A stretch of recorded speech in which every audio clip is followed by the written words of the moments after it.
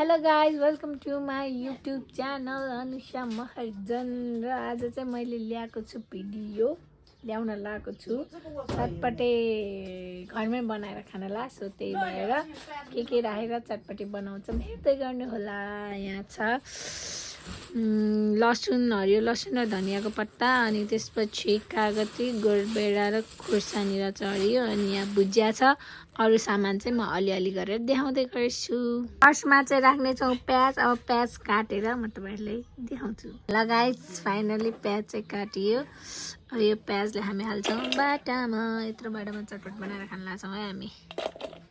Guys अब चाहिँ टमाटरको पालो, यो पनि म तपाईँहरूलाई काटेर देखाउने छु। ओन्ली 4वटा टमाटर राख्छौँ हामी। टमाटर पनि काट्यौँ, मसिनो गरेर काट्नुपर्छ यो चटपटेलाई चाहिँ। अब हामी यसलाई पनि यहाँ राख्छौँ।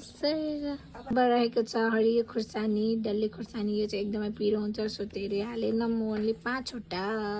गाइस हेर्नुहोस् कति पिरो हुन्छ होला यो डल्ले खुर्सानी। खुर्सानी नै काट्यो है गाइस हामीले। काट्न लाग्छौँ धनिया र हरियो लसुन। हेर्नुहोस् ल, यो पनि रेडी। कागती नि काटियो। लगभग हाम्रो काटकुटको कार्यक्रम सबै सकियो। अब राख्छौँ चाउचाउ वाइ, अनि त्यसपछि भुजिया हालेर साध्ने चाउचाउ। मसला स्वाद अनुसारको नुन, खोर्सानी धुलो यो धेरै पिरो छ त्यही भएर यसलाई अलिकति मात्र हाल्छौँ हामी। यो पनि राख्यौँ। अब राख्छौँ कागती। अब राख्छु कागती नि हाले गाइस। अब मोली मेरो यहाँ चटपटे खानालाई चाहिँ ग्राहकहरू आउनु भएको छ। अहिले देखाउने छु टेस्ट कस्तो हुन्छ, रिभ्यू। यो सागर महर्जन गाइस चटपटे खाना आउनुहोस् है। कसलाई मनपर्छ चटपटे प्लिज कमेन्ट डाउन। गाइस चटपटे मोलेर सक्यो। अब यहाँ भागबन्ड लाउँदैछौँ, खाएर रिभ्यू दिनेछ हाम्रो लक्ष्मी महर्जनज्यूले। चटपटे खाना लाछन् हाम्रो लक्ष्मी महर्जनले। ल खानुहोस् त कस्तो छ भन्नुहोस्।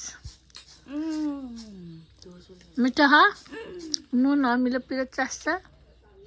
यो पनि मैले बनाइदिए हो सानीलाई चटपटे। कस्तो छ सानी भनिदेऊ त चटपटे, खाएर टेस्ट गरिदेऊ त। खाऊ त कस्तो छ रिभ्यू।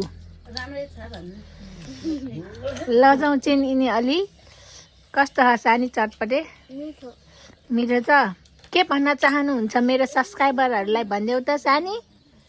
लाइक शेयर सब्सक्राइब गरिदिनु होला Anusha Maharjan YouTube channel. By by गरिदेऊ। बाई। चटपटे मिठो। कस्तो सागर चटपटे? यो चाहिँ माग्ने आएर खाएर बसेछ, अर्को चाहिँ हल्ला जाएर बसेछ। गाइस आजको भिडियो यति नै हो। बाई।